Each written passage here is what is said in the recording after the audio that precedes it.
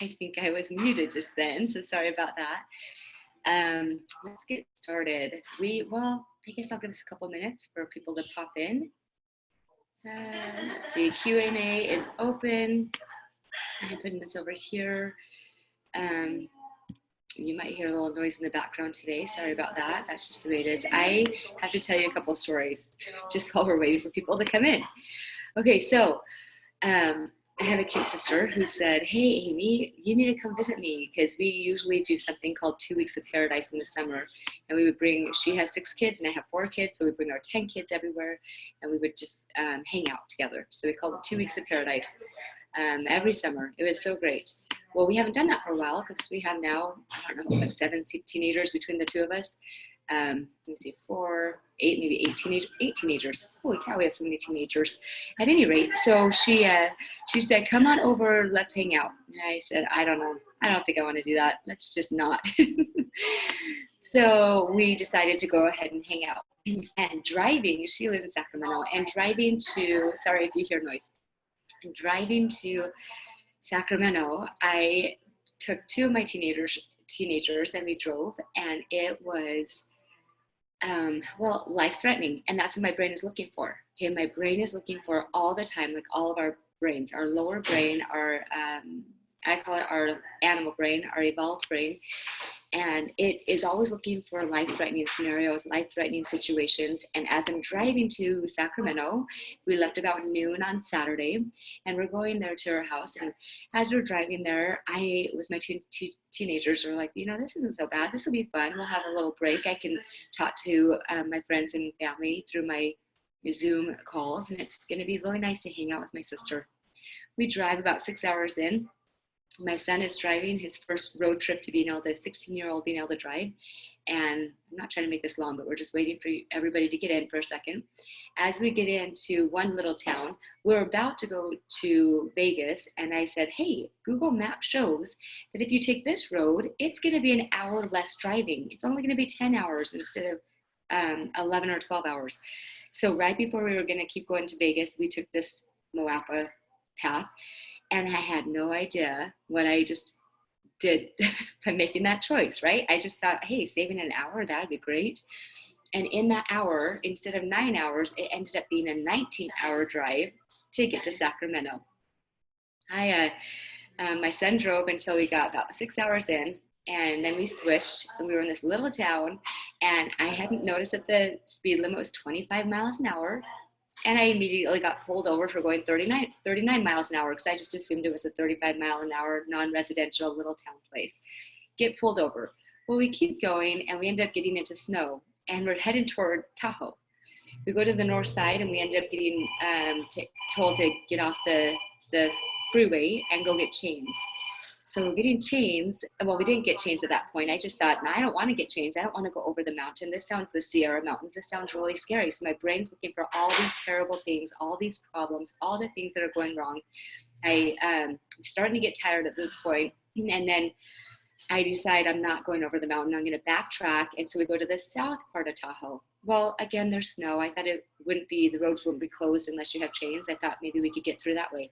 Couldn't. So I'm trying all these different paths, trying to get over the Sierra Mountains without, I think it's the Sierra Mountains, without having to get chains. I don't want to have to, sorry, I think I just, my lip is hurting. My lips are really dry. All the traveling, you guys, I'm telling you what, this is crazy. So trying to get over these mountains, didn't want to get chains. I'd never used chains. I don't know how to put chains on my tires. There's got to be another way. I don't want to drive through a snowstorm. And instead of just getting chains at the very first point, the option to me was either going back home, driving back to Vegas and taking another, 10-hour detour, or going over the mountain. After 5 hours of driving and trying to get over this mountain, and that kept having roads closed, finally got chains. And didn't know how to put them on. So we had somebody help us figure out how to put them on at the point where we were sliding and getting stuck. And I was terrified the entire time. So I'm just telling you, when you think that something is going to be an hour less of driving, not only did I learn how to drive with chains, so we learned a new skill set.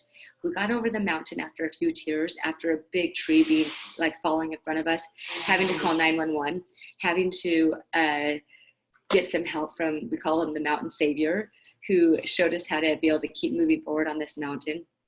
After all these different things, I realized, wait a second, I am finally with my sister. Now, would I have done that again? Looking back, I think I would have stayed in St. George.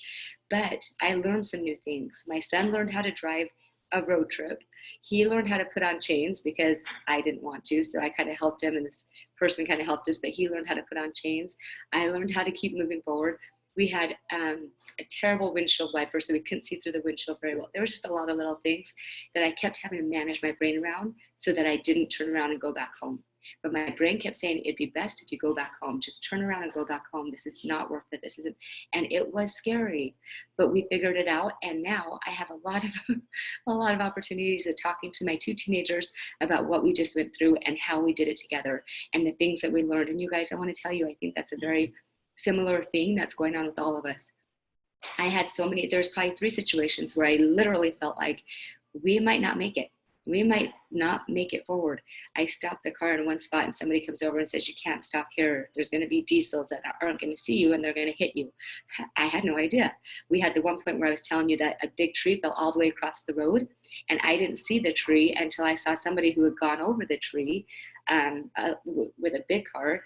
I could see from the flashers of their lights on the other side of the tree, I noticed the outline of a tree that was headed straight to our windshield, and I slid to a stop and just barely touched the tree and my car stopped. There was a lot of things that were happening. And there's probably 4 or 5 that I could keep telling you, but here's the thing.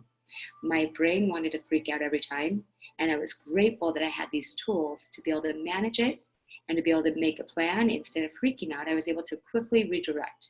And the redirect tools are what I offer all the time. Hey, let's see what's really going on. Let's see what the next step is going to be. Let's see what because we made this decision, now what are we going to do? Because this is happening, because things are closing down, now what are we going to do?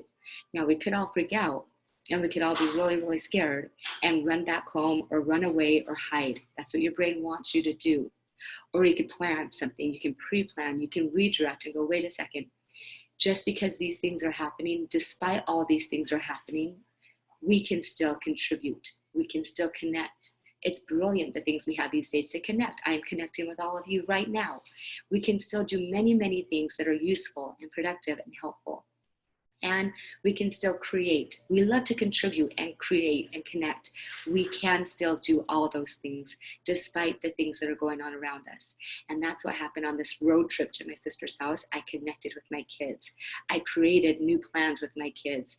And I contributed to our safety as we took one step at a time to get from St. George to Sacramento. It was scary. It was hard, but we didn't stop. And we are now in another space that feels much safer than the road that we were on. But I'm grateful for that road, and I'm grateful for the memories and the connection that I got with my kids because of it. And I feel like that's part of the thing that we can take away from this. When there are natural disasters, when there are terrorist attacks, when there are things going on, people connect. People come together and they figure out what's going to happen next. They help each other. And that connection is so beautiful. Now, are the things happening beautiful? That's up to you to decide. I don't love what's going on, but I do love how people come together, how people watch out for each other, how they contribute, how they help each other, how they serve each other, how they try to lift each other in these moments of isolation and these moments of frustration and these moments of unsettlement. I want you to think about the innate desire. Our innate desire to look for problems in life-threatening situations is a biological, evolved thing. But we also have another part of our brain that chooses and wants to connect and contribute and create. And don't forget that. There's always something more we can be doing. We're not stuck, even if we're at home quarantined. We're not. There are so many things we can do to still help and still work with each other, okay? So today I want to share you guys ready? Q&A is open. I want to share with you a few ideas, a few thoughts. I gave some yesterday, but I want to give you a few more thoughts and a few more ideas that might help you at this time as you're trying to figure some things out. One thing I want you to think about is how fear comes from focused thoughts. When you're focusing on thoughts, then you release chemicals into your body, and the chemical movement is called emotion or feeling. And we have like 10,000 described named emotions. So when we have those emotions are not caused from anything outside of us. Did you hear what I said? Which is kind of interesting. The emotions cause us to do things. They fuel us, they drive us, but they're not caused by anything outside of us. What they're caused by is focusing on certain thoughts. If you focus on a thought, then you release chemicals. Okay, those chemicals are the emotions that are causing unsettlement and fear and disappointment and frustration. So here's what I want to say. It's really interesting because if you think of things, even like my husband and I do real estate together. We have a client who lost a lot of money in a stock market crash. Our financial advisor was telling us that it's the biggest crash in the last 30 or 3 decades. We hear these things and then we have thoughts about these things. I see the stock market go down, and then I have thoughts about the stock market going down, about my money that's in stocks. I hear the financial advisor saying these things, and then I have thoughts about them. It is the thoughts that I have about these things that are causing, disrupting my peace, causing me to feel something that I don't love feeling, okay? But it's not the stock market. It's not the words of people. It's not the media that causes it. And you want to see that. It is your thoughts about all those things. So essentially, the stock market reflects our feelings. It reflects our focused thoughts. The stock market goes up and down based on what we're thinking about things around us. If we're thinking things are good, the stock market goes up. If we're thinking things are bad, the stock market crashes, right? It's a reflection of our thoughts. Kind of interesting. That's all the stock market is. And our life right now is just a reflection. Our results right now, our life experience right now is a reflection of our thoughts. Now, your thoughts don't have to be positive, and that's okay. You just have to realize and own and take responsibility for the fact that those thoughts are what are causing the way you're feeling right now. And we think all these things cause our emotions, but we know that it's just our thoughts creating our emotions. And all it means is that we're human with a human brain that's working so perfectly well. We have to remember that the brain is always seeking things, things that are like surprising. And I'm sorry about the background noise, guys. I'm trying to figure out where to go to make this easier. But so our brain is always thinking about looking for things that are surprising and scary and startling. It's looking for evidence that something's going to be terribly wrong, either now or tomorrow, soon, right?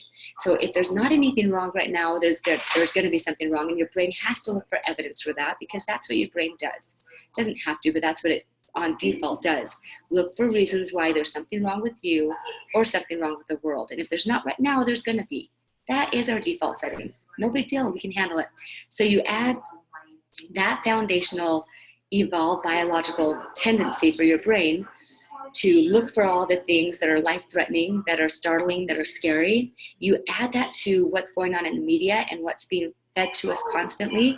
And if we're looking at that and listening to that all the time, literally, right now there's something telling us all the time that there's danger all around us, that you don't breathe the same air that everybody's breathing. Get away from everything. And when this is the case between your biological brain and between the media right now feeding everything, you're going to have a lot of proof that life is dangerous, and you're going to feel scared and unsure and unsettled, right? And the world is providing so much evidence constantly right now that you have this combination, and it ignites a fire. Your brain has these fire alarms going off saying this is real. And is it real? That is something that you want to consider, right? If there's danger, I'm not talking about physical danger. You don't ever want to put yourself in an area where there's physical danger on purpose. There's no reason for that. Emotional fear, though, you can manage, okay? Your brain wants to know what's going on all the time. It wants to see what's going on. What should I know? That is your perfect brain keeping you alive and doing its job really well. But then you have the media, like I was saying, doing its job really well to get your attention, to give you the things that could cause you potential pain. It wants your attention, and the media wants you to read and listen. So a brain that's looking for danger and a brain that's looking for validation of that danger, it's all going to come together in that background constantly, background chatter in your brain. And remember, whatever you're focused on is going to drive your emotion, create your emotion, and drive your action. So when we have fear-driven action, we're going to have fear-driven results. When you're doing anything out of fear, then you're not using your future decision-making, logical brain, which is unfortunate because that is what we do. That is the brain that helps us survive. The lower brain, survival, fear-based brain, helps us survive. And it also diminishes the ability of other parts of your brain to function at the top of mind area, okay? So here's something to consider. The brain loves to connect and contribute and create. And we want to connect with each other. We open up our ideas and we have this group think. And I don't know if you've heard of that, just where everybody kind of starts thinking the same thing, where we choose to believe just because all these scary things are going on. Now, does that mean something scary is not going on? No, but it's getting really big inside of us when we're seeking constantly to focus on it. And our energy is being spent on focusing on the companies whose main job is to feed the scary images, the surprising, startling images to get our attention. So I want to give you just an idea, okay? Maybe a good solution for today. I want you to maybe think about how much time you're spending getting validation for that area of your brain that is seeking fear. It's seeking reasons for you to go hide and avoid everything. It's seeking reasons for just the brain's natural tendency to be afraid. If you want to feel just a little bit of relief today, don't avoid it. You want to be wise. You want to be able to know what's going on, but just be careful with how much you choose to focus on it during the day. Try to limit it. And your brain's going to seek for anything that's dangerous, and that's going to leave you feeling depleted, unable to function productively, which we can still function even when we're at home. And remember, along with danger seeking, we have that part of the brain that likes to help others. We like to create greatness. We like to connect. We like to do great things. If we connect from fear, that's one level of connection, right? We can all connect together because we're all afraid and we're staying huddled together. Don't do anything that's going to be causing us to, lose each other. But if we connect from a desire to lift and help, we're going to feel very different. We could do the exact same actions, but we're going to feel very different. And notice that one of the fascinating truths, if you sit down right now and you close your eyes, if you were to sit and close your eyes and breathe for a minute, and then try to let your thoughts of anything just kind of float away, and you just enjoy the sensation of sitting and focusing on your breath and your heartbeat and your heart rhythm, eventually you're going to feel a release of some of the fear. It's just going to wash away a little bit and dissipate a little bit, because fear comes from our focused thoughts. And what is true that if you're sitting right now, if you're doing what I just said, and you're closing your eyes and you're breathing and you're focusing on your breath and you're letting the thoughts just kind of go away, you're going to notice how your brain will try to distract you with thoughts like, hey, you shouldn't be doing that. That's a waste of time. That you shouldn't be sitting here and breathing. But if you want to feel calm and less distressed, then just try this tool just for a second. Sit and breathe. And try to think of nothing. Try not to focus on any thought. Just let your brain just settle and let the thoughts just go. Okay? That's going to help you feel more relaxed. Because when you're less focused on things that are fearful, then your body can let the fear start processing, the chemicals start processing, because your body's able to handle all those chemicals. It lets your body handle that, and it releases other feelings and other thoughts that are not fear-focused. Okay? Your brain, like I said, doesn't want you to do that. It's going to try to distract you back into feeling fear, because then you might realize that you're okay for this moment. Your brain doesn't want you to think that you're okay for this moment. It's supposed to keep you alive by thinking that there's always a problem. So if you stop and let the fear go away and focus on your heart and your breathing and the fact that you are sitting here in a chair breathing, then you're going to feel less fearful, and your brain's going to try to pull you back into the fear. And when you can pull everything back to the present moment and realize, hey, wait, right in this moment, I'm sitting here talking to you guys, and I'm okay in this moment. And does that mean it's always going to be like that? No, maybe, maybe not. But truly, I believe that worry and fear and any emotion is literally created by your thoughts. So if you just sit and let your thoughts move along, you will feel different, and you may feel more relaxed and less worried. So try it and see or feel the difference. Focus on your breathing. Breathing is very important. And doing a 4-square breathing or just focusing on your natural breathing rhythm will be a great practice for you. However, know that your brain doesn't think that breathing is important. What's important to your brain is not getting your kids to their next activity, your dance recitals, you're missing the board meeting, not selling that next house, or that canceled flight because of this dang worldwide situation, or not knowing exactly how long this will all disrupt our lives. These are the things that our brain wants us to focus on, but not our breathing. Breathing is not important according to our lower brain. It is, but it wants you to focus on the things that are going to keep you from doing anything so that it can keep you to, it wants you to keep breathing essentially, but it's not that important to focus on. So what I'm inviting you to do today is realize that the nature of your brain, how the media is feeding into that nature, trying to focus on a bit less of the constant media feed and more on your breathing in order to start doing other things like every human likes to do. Like I said, connecting on a productive manner, creating more in your life even while you're in quarantine, and contributing to others in ways that you may not have even considered in the past because you haven't had to. So think about that. And a last tip, for as much media as you choose to watch, if you're going to watch 4 hours of media feed during the day that's focusing on the fear of the current situation, I want you to try to spend just as much time listening to positive content like podcasts and getting coaching on those thoughts that you're having because of what you're listening to. Just balance the fear-seeking innate part of your brain with the future contributing, decision-making, problem-solving part of your brain, and get the balance of, instead of unsettlement and fear, a little bit of hopefulness and peace and joy, that kind of content as well. You're going to feel a little different if you do these things instead of just focusing on one side. And then let's take a couple questions. All right, let me see here. I'm going to move this around just a second. Okay, hopefully that all made sense. You guys good with all that? Okay, I have to have a routine, but because of all this mess, I feel so unsettled. And I guess this is just the way it's going to be now. I'm the kind of person who needs a routine. Okay, here's the beautiful thing about that. That feels so true. I need a routine. But the thing that we know about life is constantly changing. Our brain wants to believe that it never changes, that just do the same thing you've done forever and ever. But whether you realize it or not, life is a constant stream of change, and your brain doesn't like change. So the idea that I have to have a routine, totally logical. That feels like a big problem. That because of this mess, I feel so unsettled. Of course you feel unsettled because you have this thought that everything has to stay the same as it did yesterday. Okay, so based on your daily routine, if that is the situation, you have a daily routine of waking up, doing this, this, and this, and then you have lunch, and then you do this and this, and then you have dinner, and then you go to sleep. That is the routine. I'm just throwing one out there, okay? So if that is your routine, your mind goes to, I don't have this routine anymore.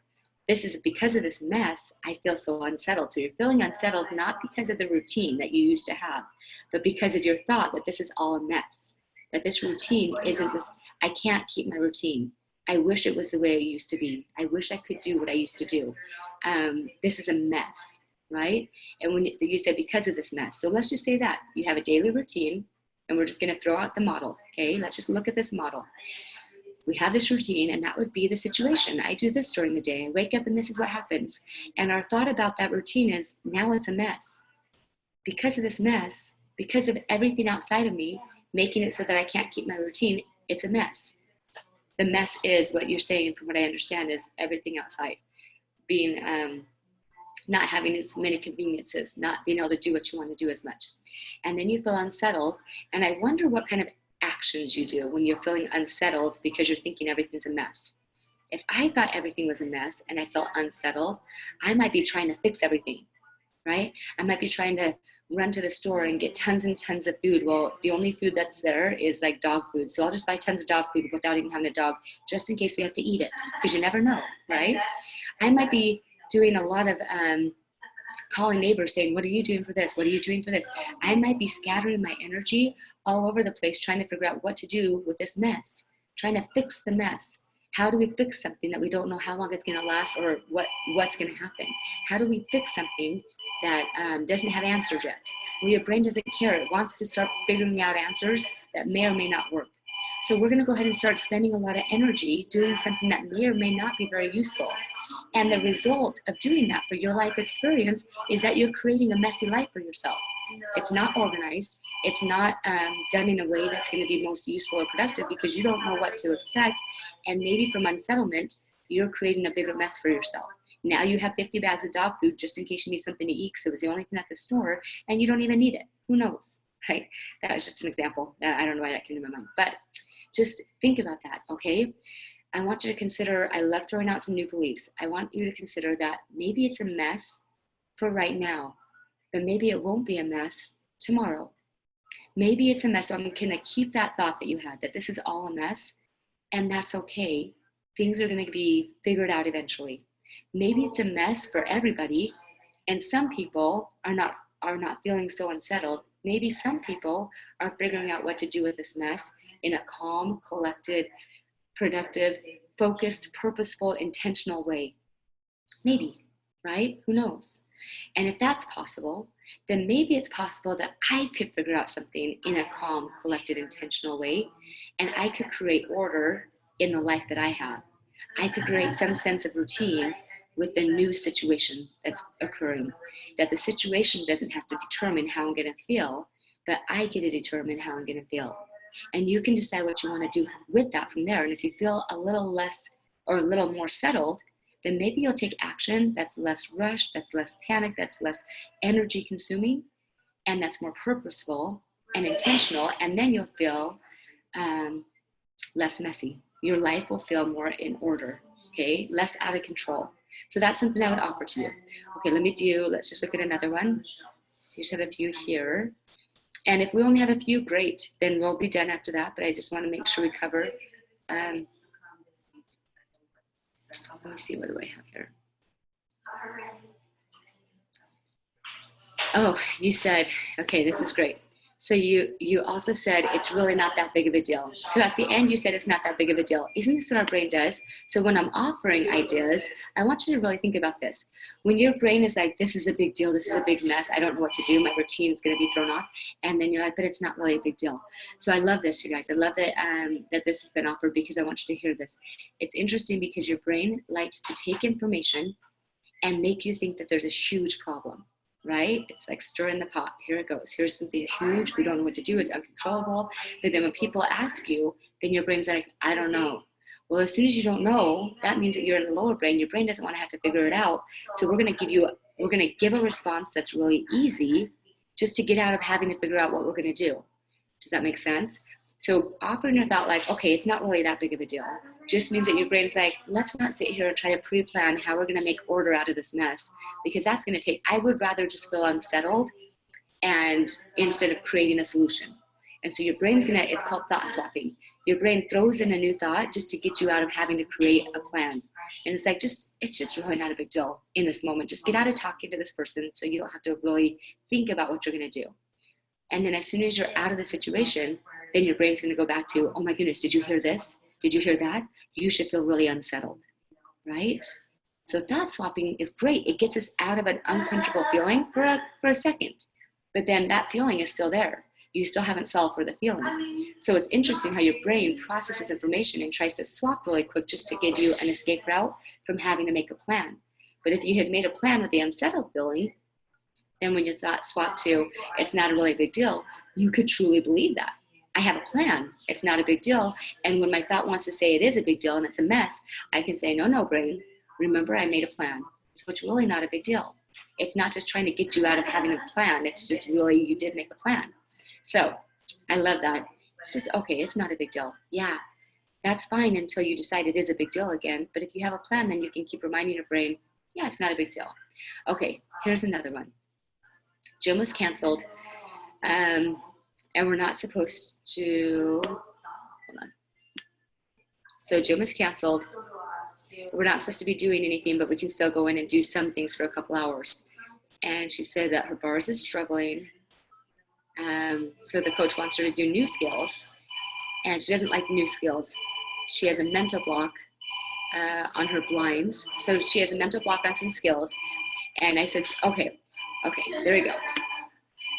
So she says that her coach thinks it'll be easier if she does a new skill. And right now, gym's supposed to be closed, but they have a few hours. So it sounds like you're able to do some things that you want to do. So you have a mental block on doing some skills on bars. And because the coach is telling you to do these new skills because you hurt yourself on a different skill. Okay, let's see if we can get that cleared up just a little bit. They said it'll be easier to do a different release because the old release you did, you hurt yourself on. All right. Okay, here we go. So whatever you did on the old release, just know this, that when you do a new anything that's changed, like the change of the routine, is gonna feel uncomfortable. So when the coach says, hey, that old release, that probably was, that's maybe not what we want to do again. It's kind of creating some safety issues for you. And coaches like to keep their athletes safe. So the coach may have been saying, I don't feel comfortable having you do that old skill that you got hurt on. Can we try something new? Well, when you think about it that way, you're like, well, that makes sense. But if you go to the coach and you say, I don't like the new thing that you've offered me to do, the new skill, I actually would prefer to figure out how to make this old skill in a way that's consistent and safe. Maybe the coach would consider that. Do you see what I'm saying? He doesn't like seeing you get hurt. You don't like getting hurt, but you also don't like trying new skills. So if you want to do the old skills, then essentially you're going to probably want to address that. And I've talked to other athletes just today about this, that you're probably going to want to address that you feel safer figuring out how to make the old skills work better for you. Now, is that true? I don't know. Maybe your brain just wants you to believe that doing old skills feels more comfortable in some way. Maybe not. Maybe the new skills is just something that's different and that feels uncomfortable. So you want to avoid that because that's what our brain does. So you got to really be honest with yourself and see, is it because it's a new skill that I feel uncomfortable? Is it really because I want to do this old skill? Or am I just trying to run and hide from all of it? Because doing an old skill that makes you feel nervous and the coach feel nervous is going to keep him from wanting to have you do it. And doing a new skill that makes you feel nervous, you're going to probably go to the bathroom more, get a drink more, stand at the chalk box more, talk to your friends more. You're going to do whatever you can to avoid feeling physical pain or emotionally unsafe because you think this is a problem. This new skill hurts. Well, if you think it hurts and you feel pain and you feel unsafe, then like I said, you're going to do anything you can to avoid that. And then the result is you're going to be hurting yourself because you're not going to get any new release. You're not going to have any consistent old or new release. And your ability to feel painless is going to feel painful when you don't have a skill for competition season, right? When you don't get a release at all because you were afraid of the old one that you didn't, or you're afraid of the new one that you haven't really worked on very much. And you're afraid of the old one in a little way because the coach doesn't want you to do it. So be very clear with yourself on that. Maybe you're thinking, I wish I could do my old release, like I was saying. And so you feel this like longing, this wishful thinking, this loss.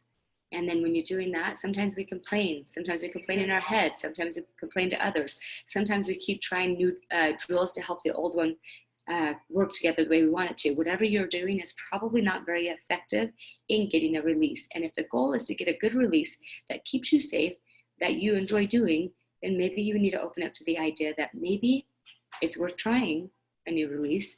Maybe it's worth talking to your coach about the idea that you actually did like your old release. You just need to work on ways to make it more safe for you and him so he feels comfortable letting you do it and you feel comfortable being more consistent with it and doing it, okay? So hopefully that helps you. Just realize what's going on. Maybe it's not about the release at all. Maybe there's something else going on. But if you are worried about not having a lot of gym time because it's canceled, but it sounds like there's still a couple hours, and you're trying to figure out what do I do in this time to be efficient and productive, you probably need to either decide if you really want to do a release. Maybe you don't even want to do a bar release. Do you? Figure out what you really want. What is the reason that you want to do the old release? What is the reason that you don't want to do the new release? And do you even want to do a release, or do you even want to do bars? Just try to be really honest with yourself and then consider why the coach would tell you not to do the old release, and then talk to him about that, and then make a plan. If you make a plan where, hey, I'm willing to try this, but I want to let you know that I don't feel comfortable, and he's going to help you feel comfortable figuring out new drills, or I really would like to go back to my old one, like I said. So hopefully that helps you a little bit with some ideas, some insights on what you could be considering. Let me give you one other insight or one other belief, because I like to leave people with beliefs to think about. What if it's possible to learn how to do your old release in a consistent, safe manner, and to learn how to do the new release in a consistent, safe manner, and then you have two releases just because? Not that you're going to compete to, maybe, maybe not, but what if it's possible that you actually could learn all of them that you want and that they want? And when you open up just to that maybe possibility idea, maybe it's possible, then all of a sudden your brain's going to go, be curious. Curious is the feeling, or fascinating. I wonder what I would need to do to make this be more consistent or make this be a little more fun for me today. I wonder what I could think and believe and feel in order to get up and try these things. Because right now you're probably not even trying much if you think that it's unsafe and you don't like them. You're probably not doing very much at all except for a lot of drills and not probably getting excited and jumping on the bar, right? Maybe it's possible that you could learn the one that they like and the one that you like, and then you could just choose, but you could do them both just because it's kind of fun to do releases on bars, right? Bar releases are so fun when you're not afraid of them. They're so fun when you've worked the drills and you're ready and capable and believe that there's something that you are capable of doing and that you can do, all right? All right, here's one more. Okay. I'm gonna move this over just a little bit. And, okay. Okay, this person, when you've heard, it says, when I heard the news, when I hear the news, I feel isolated. I was wondering what was bothering me. It's what I felt that, let me summarize. Oh, it put me into a panic attack, like I'm in a jail cell, and what that does is isolate, and I don't like feeling isolated. For all of us, that looks different. It's just me and my dog. Other people may play board games when they're isolated, but it's interesting for me. I can see what caused all of my fear and anxiety. It was the idea of being alone and isolated. Why don't they use a different word? I don't like the word isolation. Being a single woman, I feel all alone. So,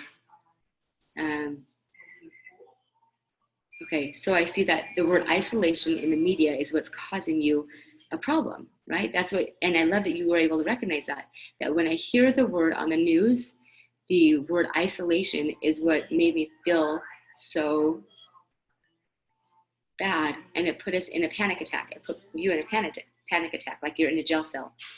And so, and she said, isolation looks different for everybody. Okay, so you're hearing the news. Like I said earlier, you would listen to the news and you hear that they keep saying everybody's going to be put into isolation. We're going to be separating things. We're going to be isolating situations and trying to figure this out. So the word isolation, when you hear the word isolation on the news and in the media, which we've heard that word a lot, right? Isolation. Then what your thought is that I think I'm going to sneeze. Oh dear. Okay. When you hear the word isolation, your thought is, I don't like that word. It puts me into a panic attack. Well, when I think I'm getting into a panic attack, now you guys, here's one thing about panic attacks. Panic attacks are caused by layered emotions. Oftentimes, now I'm not going to try to be a doctor, but oftentimes we have this fear, and then we're afraid of that fear, and then we're afraid of that fear, and it stacks up until we literally shut down to where we can't breathe, where we can't do things. We're stuck, physically, emotionally, mentally stuck.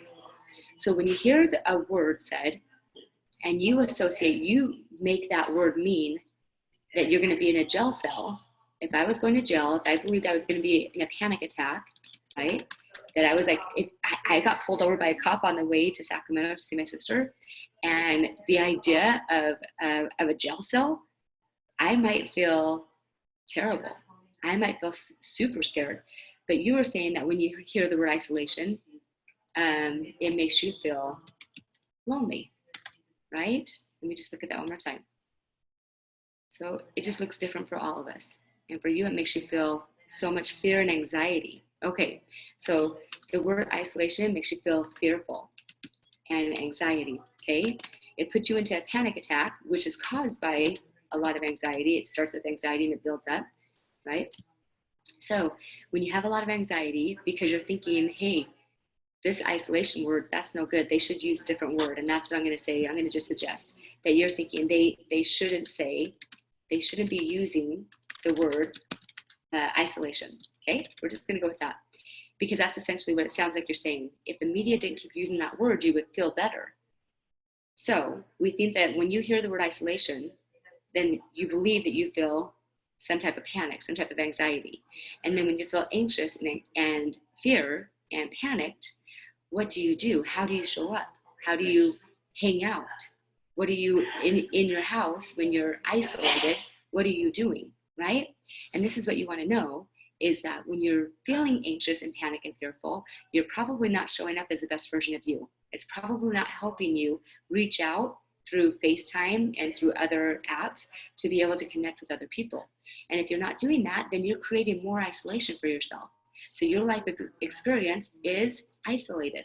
If you're not reaching out to other people because you're afraid, because of this thought that they shouldn't be doing this, well, I'm going to tell you that when somebody says the word anything, when somebody says the word supercalifragilistic, whatever you want to say, and they say the word isolation, that word doesn't cause the anxiety. It's your thoughts. It's what you're making it mean about you and your life and your situation. So you hear that word isolation and you make it mean this is a problem. They shouldn't be using that word isolation. And it puts you, you said, makes you feel like you're going into jail cell or panic attack. It makes you feel anxious. And when you feel anxious, because you're thinking that this is a problem, this word is a problem, then you're probably not going to be open to talking to a lot of people and doing a lot of things and expending energy in ways that are going to help you feel less anxious and help you feel more connected and help you feel less isolated. So if they shouldn't be using the word isolation and it causes you fear because you're believing that they shouldn't do that, the action that you're going to take is not going to help you feel better, but instead you are going to be doing things that you shouldn't be doing if you want to feel connected and less isolated. So they shouldn't be using the word isolation, and you shouldn't be believing that that's a problem, because then that makes you create a problem for you and feel less energy to connect with people, so you feel less lonely and less anxious and less fearful and less isolated. Do you see what I'm saying? So the belief I would suggest for you, and you can have any belief, is find a truth that resonates for you. Maybe the truth for you is this is figure outable. I can figure this out. Maybe that's a truth for you that you can hold on to. Maybe that's a new belief that you can hold on to. Whatever comes my way, I am a strong person. I have handled hard things in the past. I can handle this. Everything is figure outable. This can be figured out. Okay, maybe somebody else is in a situation like mine and they're figuring it out. Maybe I haven't figured it out yet, but I'm capable of figuring it out, and I will. Okay, maybe this problem won't last very long, like we talked about earlier. So use those ideas and then see how you feel. And when you feel more energy, you're going to want to do more things to connect with more people, and then you're going to feel less isolated. Okay, I hope that helped today, and pop on tomorrow. Nicole's going to talk tomorrow to you guys, and have an amazing day. Bye.